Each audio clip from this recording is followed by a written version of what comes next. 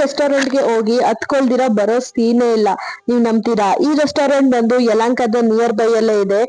ಯಲಹಂಕದಲ್ಲಿ ಇಂತ ಒಳ್ಳೆ ಪ್ಲೇಸ್ ಇದೆ, ಮಿಸ್ ಮಾಡ್ಕೊಂಡೆ ಅಂತ ಬೇಜಾರಾಗ್ತಿದೆ. ಒಂದು ಮನೇನ ಈ ತರ ಕ್ಯೂಟ್ ಆಗಿ ಆಂಬಿಯನ್ಸ್ ಆಗಿ ಟರ್ನ್ ಮಾಡಿದ್ದಾರೆ. ಪರ್ಸನಲಿ ನನಗೆ ಇಷ್ಟ ಆಯ್ತು.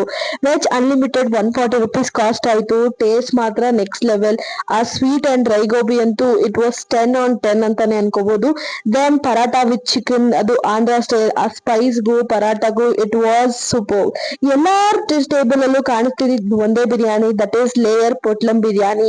ಈ ರೆಸ್ಟೋರೆಂಟ್ ನ ಫೇಮಸ್ ಅಂತೆ. ಸರಿ ಟ್ರೈ ಮಾಡೋಣ ಅಂತ ಆರ್ಡರ್ ಮಾಡಿದ್ವಿ. ಏನಿದು ಕಂಪ್ಲೀಟ್ ವೈಟ್ ವೈಟ್ ಇದೆ, ಸ್ಪೈಸ್ ಇರುತ್ತಾ, ವಾಟ್ ಕೈಂಡ್ ಆಫ್ ಅಂತ ಅನ್ಕೊಂಡು ಎಲ್ರು ಒಂದೊಂದ್ ಬೈಟ್ ತಗೊಂಡ್ರಿ. ಲಿಟ್ರಲಿ ಒಂದೇ ಸತಿಗೆ ಹೆಲ್ಗೋ ಹೆವೆನ್ಗೋ ಹೋದಂಗಾಯ್ತು. 8 ಪೀಸಸ್ 6 ಜನ ನಾವು ನಾರ್ಮಲ್ ಆಗಿ ತಿಂದ್ರಿ, ಬಟ್ 3 ಜನ ಕಂಪ್ಲೀಟ್ ಆಗಿ ಮೀಲ್ಸ್ ತಿನ್ನೋಷ್ಟು ಕ್ವಾಂಟಿಟಿ ಕೊಟ್ಟಿದ್ರು. ಏನಿದೆ ಗುರು. ನೀವ್ ಯಾವ್ದೇ ಬಿರಿಯಾನಿ ಆರ್ಡರ್ ಮಾಡಿದ್ರು ಈ ತರ ಪಟ್ನ ಕಟ್ಟಿ ಕೊಡ್ತಾರೆ. ಲಿಟ್ರಲಿ ನೀವ್ ಯಾವ್ದೇ ಎಷ್ಟೇ ಕಾಸ್ಟ್ ಬಿರಿಯಾನಿ ಆರ್ಡರ್ ಮಾಡಿದ್ರು 3 ಮೆಂಬರ್ಸ್ ಕಂಪ್ಲೀಟ್ ಆಗಿ ಒಂದು ಮೀಲ್ ತಿನ್ನೋಷ್ಟು ಕ್ವಾಂಟಿಟಿ ಕೊಟ್ಟಿರ್ತಾರೆ.